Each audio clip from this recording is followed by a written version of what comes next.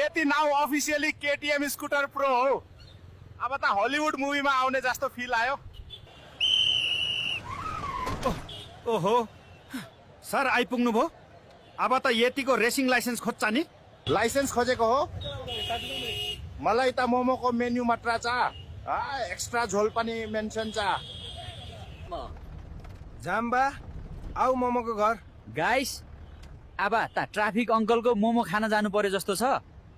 By guys, अब vlog त police स्टेसनबाट हुन्छ होला।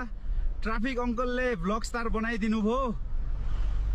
यो गाइस, आहा यति is flying bro.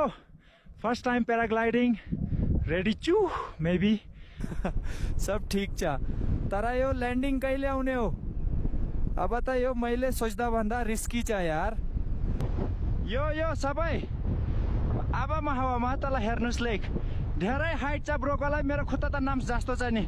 Hello guys, आज बिहानै म पशुपतिनाथ दर्शनको लागि आएको। जय शम्भो, जय भोलेनाथ। जय पशुपतिनाथ।